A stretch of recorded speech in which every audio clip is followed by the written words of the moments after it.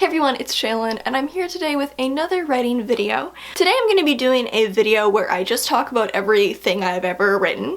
Not everything, but every book I've ever written. Every manuscript-length book. There are 9 of them, 10 including the novel I'm currently drafting, 11 including the one book that I abandoned mid-draft. I got the idea to do this video from my friend Rachel. I will leave her video in the cards. It's a really fun video. She's super cool. Part of the reason I also want to do this is to show why I shelved the project, because most of these projects are shelved. It's probably one of my most common questions, which is why don't you just publish your books or self-publish your books? Not really of the mindset that I want work I'm not proud of to be available for the general public to read. Not good. That would embarrass me. I do want to talk about shelving projects and why I decided to shelve these, because I think shelving projects is just something that, as like a new writer, I think you have to learn how to do. For each book, I'll talk a little bit about what my writing process was like, what I struggled with, what I was proud of, why I shelved. Oh, and also just quick side note, I meant to do this video when I got printed copies of my books. I procrastinated getting printed copies of my books so long that CreateSpace ceased to exist. Just imagine that I did that and that I'm not garbage. And if I do put covers up, most of them I made myself. I know I'm not a cover designer. I don't think my covers are that great, so you don't have to tell me. The first book that I ever wrote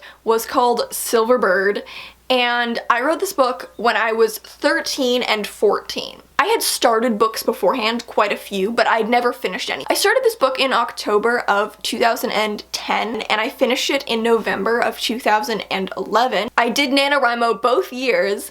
I honestly don't remember much of the drafting process for this book. Well, the book is around 92 or 93,000 words. The book follows this girl named Ellie, and basically she gets in a plane crash and gets stranded on an island. I had a really big preoccupation with like the plotline of getting stranded on an island when I was younger. Like, that was like the most interesting plotline to me. I think I tried to make there a plot, but I just didn't really understand how writing books worked.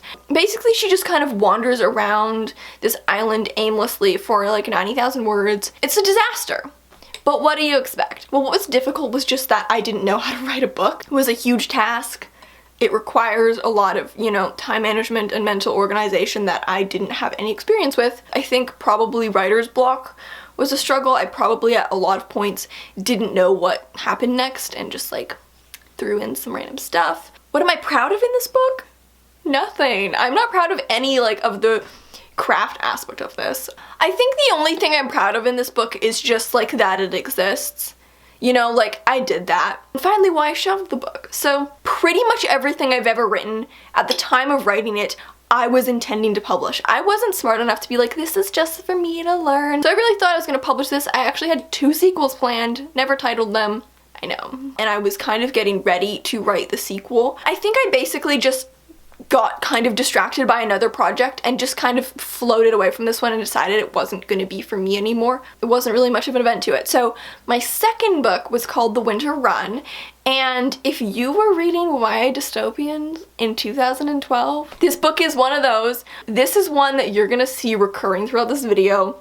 There's like a plot thread of this book. So I wrote The Winter Run in 2012. I would have been 15 when I wrote this book. I believe it took me around 9 months to draft. I think I started it in the spring and I ended it in like the fall. Something has happened, we don't really know what, and the environment is fucked. Wow, it's almost like that's really happening. The world had kind of turned into this like wasteland of like eternal winter. It was a pretty kind of like gritty, rugged world. A lot of the dystopian books I was reading at the time had like a government system that was very overbearing, and that's really what the book was centering around, taking down this government, and the government would put you through tests or do whatever. The world was very like, also a state of like anarchy. Towns were all very like isolated, people didn't speak the same language. The government and the military had access to like more advanced technology. So it was like a fusion kind of. I don't really remember. But anyways, so we follow the main character, Kaisa. She is in prison for killing people.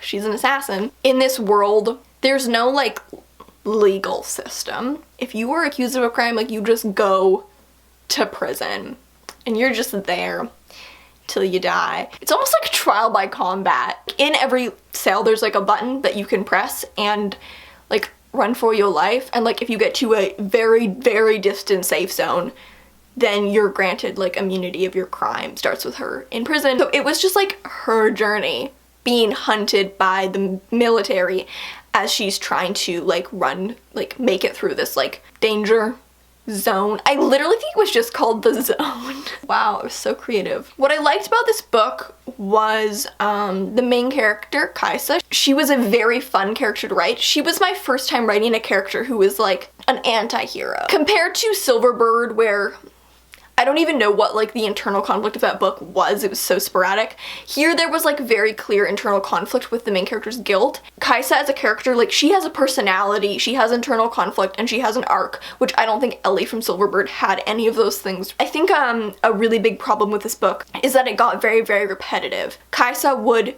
be, you know, attacked by people and she would get away somehow or defeat them somehow, and she would encounter another problem. And the thing is that these problems were kind of inconsequential to each other. You could put them in any order, and it was very repetitive. It was very just like alone for a bit, problem, alone for a bit, problem, over and over until the end. Before I get to my next book, I do want to talk about the one book that I abandoned midway through the book because I've only ever done this once, and that was with the sequel to Winter Run, which I hate the title. It's called The Winter Hunt, which like Rachel, who I mentioned at the start of this video because she kind of inspired me to do this video, her YA dystopian series that she wrote, the second book, I remember her saying in the video that she hates the title. It's called Hunted. I feel you, girl. Here I am with my book, The Winter Hunt. What even happens in The Winter Hunt? I don't remember. She like makes it to the safe zone in the end. She's trying to find her brother. She's still being pursued by the government. She uncovered a big conspiracy. They're still trying to find her. I don't really remember exactly. I wrote this book for NaNoWriMo of 2012, the same year that I wrote The Winter Run. I wrote 50,000 words, and then I wrote 10K more, and then I abandoned the book. So all in all, I spent, you know, 2 months working on this, and the thing that happened when I got 60K in was I realized, like, I don't have story beyond this. I had planned this to be 3 books. The third book was called The Winter War. Look at that title symmetry though. I don't really remember what my thought process was. You know, at this age I was young and my brain and what I was interested in was changing very quickly. I was constantly getting new ideas, and so whenever I finished a book I would kind of just go, okay, well that's bad. I need to write a different one and now I can make it better. So I kind of just moved on from that. It wasn't too eventful. And then I got to my third book, which is called The Definition of Impossible. This marks the first book in this video that I still would like to do something with someday. I don't really plan to write it in the near future or know when I want to write it. It's kind of like half shelved, you know, the drawer is still like ajar and I could reopen it if I want to. Is that I wrote it in 2013.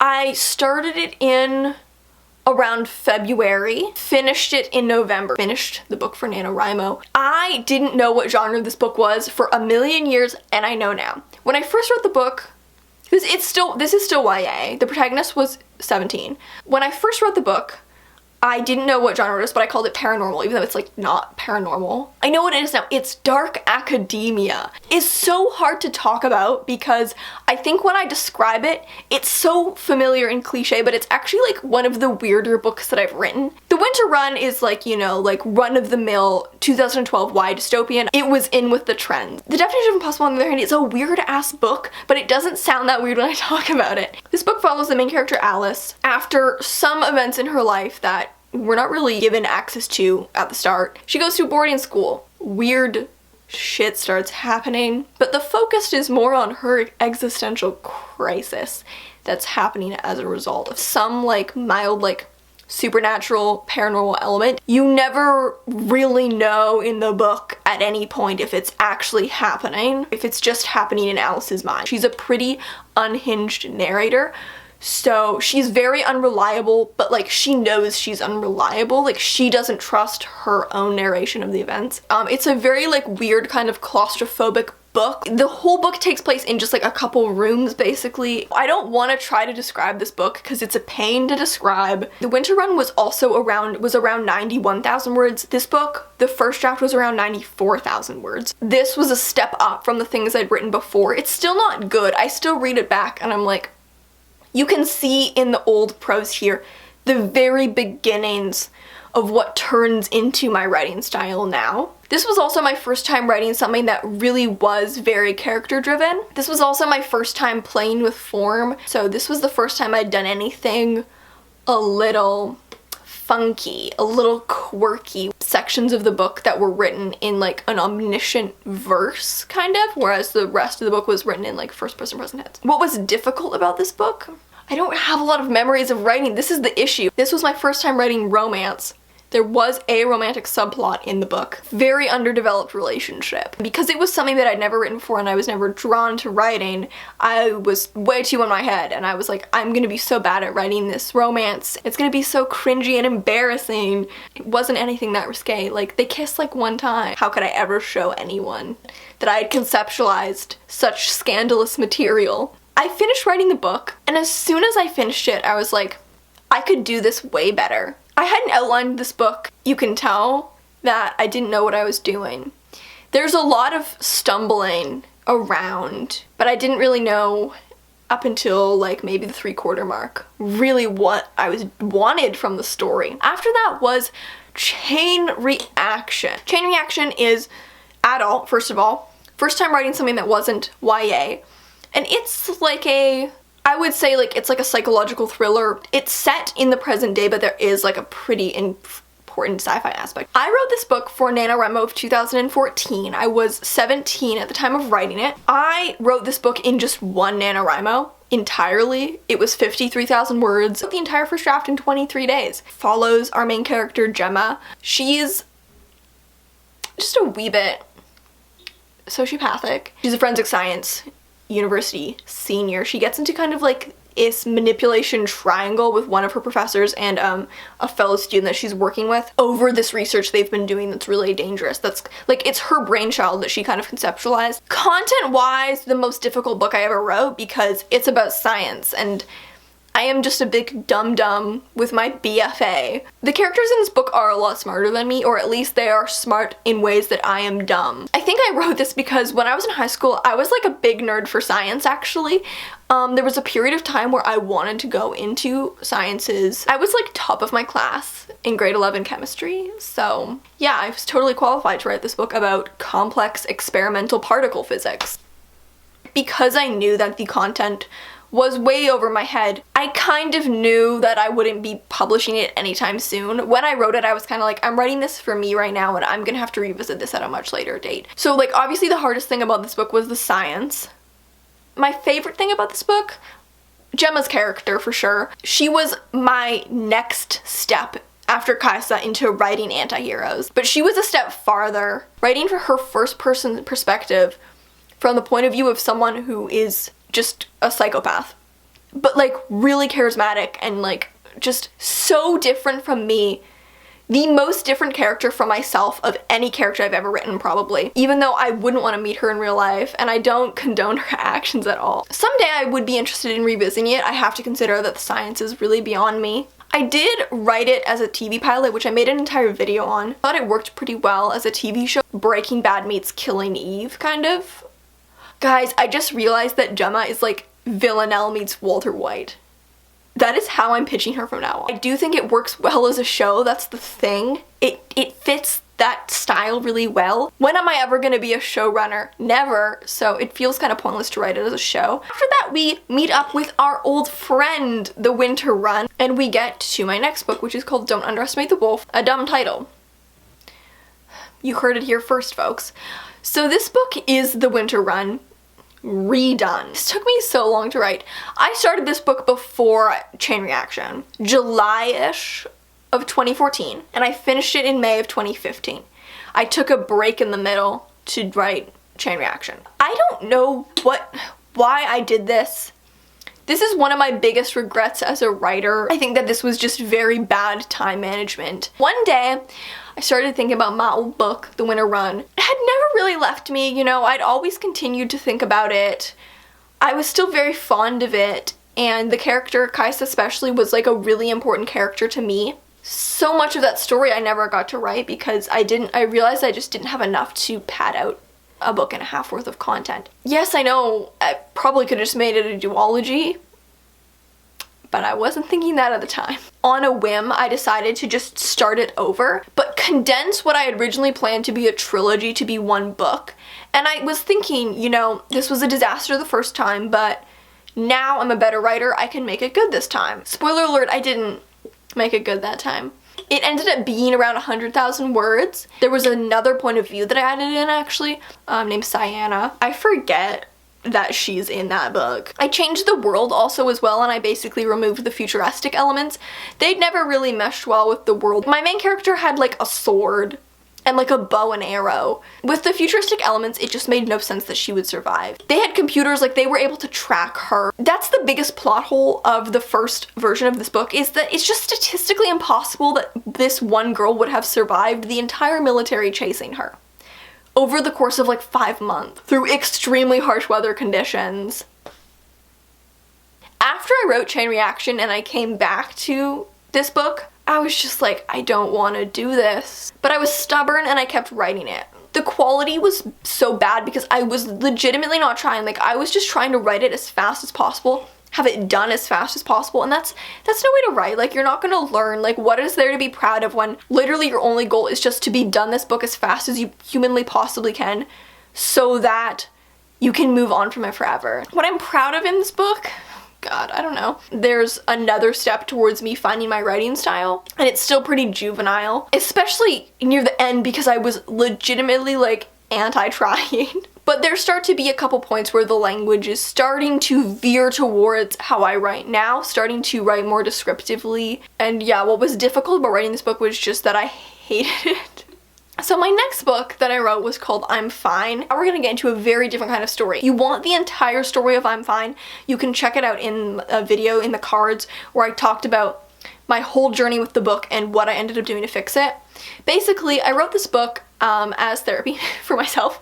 This would have been 2015. I planned this book very quickly. I actually outlined the whole thing in 3 days.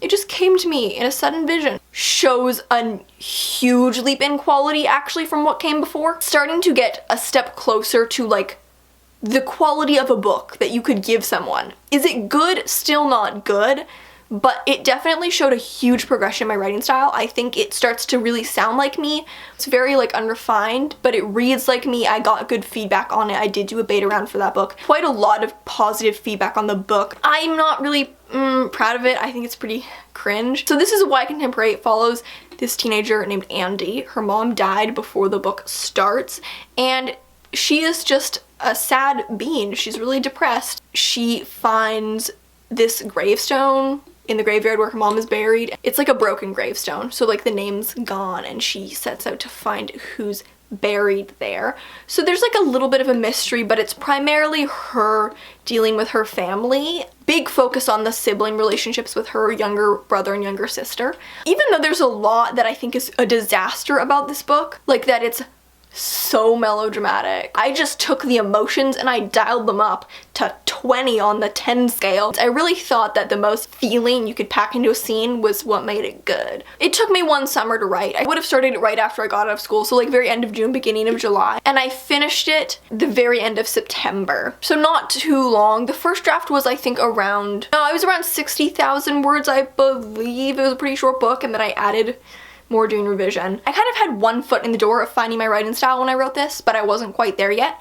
So it's this very weird clash between how I wrote when I was young and how I write now. It was starting to have the elements of my current writing style where like I could handle some characters with more complexity and with more nuance, and the more I could write like more floral language, but it was really dragged down by how I wrote when I was a child, where things were very melodramatic. So it's just this very weird clash between my mature writing style and my immature writing style, both coexisting in this one story. I struggled with this book for a very long time. Again, I have a whole video on it, so I won't get into it, but I really did not want to shelve this. Really wanted to publish this book. This was like a passion project for me. Like, I did a beta round, I got feedback. I spent months doing rewrites, doing so much editing. Like, I really put a lot of time into trying to get this to be better. I reached a point where I realized I can fix up the writing, I can fix the structure, I can do all the things that you can do to make a book better. You can only do so much with this plot line that I'm no longer that interested in. I kind of was just like, you know what? I'm gonna change everything about this and I'm gonna take it and turn it into what I want to write. That's what happens, unfortunately, when you have a book that you're working on and you find your voice as a writer while working on the book. Like, what are you gonna do with the book now? You know, your options are keep writing it even though it's not what you're interested in anymore. You can shelve it or you can change it, and I decided to change it and turn it into a very different story. It's now like adult, it's literary fiction. The side characters in the book are all different. Andy is basically the only character who's still there. I'm fine with set in the present. The new version, which is called Holding a Ghost, is set in like 1996. Then we have The Dragon Tear, this fucking book. Okay, I wrote this in 2016 from January until I think I finished it on April 2nd. It's oddly specific, but I remember that. The book was 118,000 words. This book is high fantasy. It's like an ensemble novel, follows various characters in this fantasy world and their magical and political shenanigans. I had planned this out to be a 5-book series initially, and I started planning this a few years before I started writing it. What was difficult about this book was pacing. There were, there were 6 point of view characters. The pacing of that was very difficult and I did a very bad job. Also, it was a fantasy novel, which I don't really have experience with. What I'm proud of in this book would be some aspects of the world building and some of the characters. I did do pretty detailed world building that I spent a lot of time on, so I'm proud of that. Could I have done it better? Yeah. I had a very tumultuous experience with this book. I outgrew the book. It was a huge time investment. In order to fix all the problems that I had from the first draft, it was going to require quite a lot of work. I didn't feel excited to write it, and that's sad because I normally feel very excited to write my books. So I made the tough choice to shelve this one. Having done it, it feels like 100% the right choice. It was a big weight off my shoulder. It's sad because I did have pretty cool plans for like the series development and like the series arc. Some of the issues of the first book were coming from, there were a lot of things that I was gonna subvert. It was gonna take 4 books for that to pay off, and it was just there in the first book, like, not really working. The first book is really disastrous. I really don't like that draft. Moving on from that is the last novel that I completed, and that is Someone Will Save You. So Someone Will Save You I wrote also in 2016. I wrote it from September to the beginning or mid-December, so also a fairly quick drafting process. This book is again YA contemporary. I've talked about this one pretty heavily on my channel.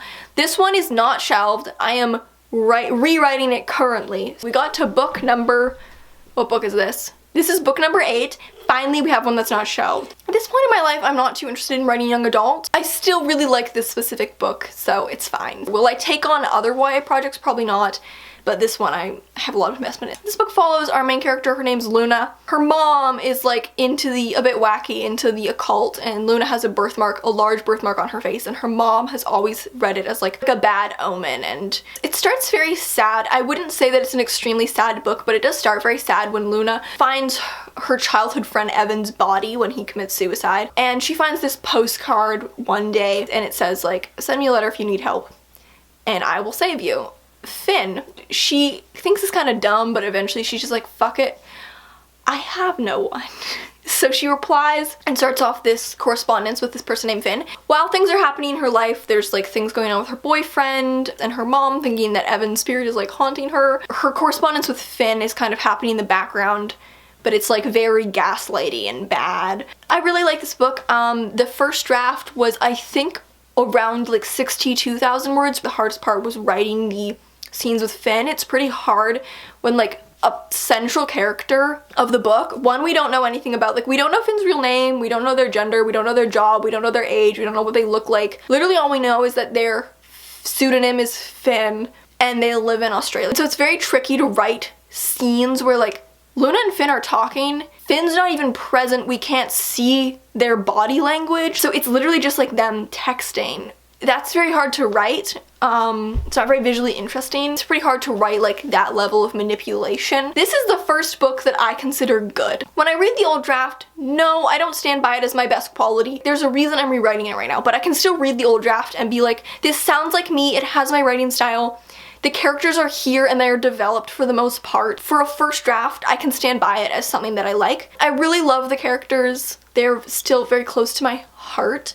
I think this book is kind of funny, which I don't normally write a lot of humor. I really like the atmosphere of the setting. I don't really have any grievances with this one. I'm not salty at it. So that's the last novel that I completed. But then is my short story collection. So my collection is called Pareidolia. So Pareidolia is of course different because it's a short story collection. Started it in the fall of 2016. I consider the first draft done because I wrote the 12 stories. That was my goal, and I reached 60k words, which was around my goal. It's hard with short story collections because you know that at some point you're gonna write new stories and you're probably gonna take old ones out. As a complete work is probably the thing I'm most proud of that I've ever created in my life. I've written 14 stories for it.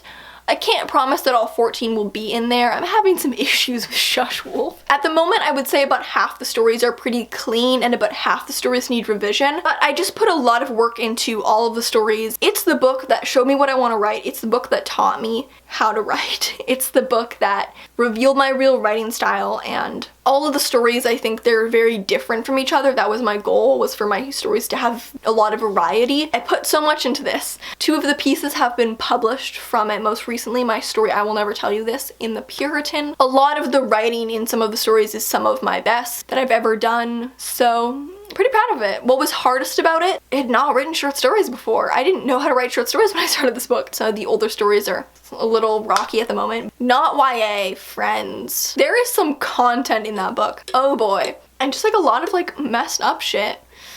Anyways, most of the stories are like contemporary, but some of them have like surrealism or like magical realism elements in them. And then finally is my novel, Honey Vinegar, that I'm currently drafting. I'm currently around 50,000 words into this draft, so about halfway through the draft. Honey Vinegar is also in the adult category. It's also literary fiction. It is the love of my life. So this book follows the main character, Sybil. It is 1955 and she lives in a remote logging town in British Columbia. She is reunited with her half-sister, Freya, and her mother. And then her sister gets struck by lightning.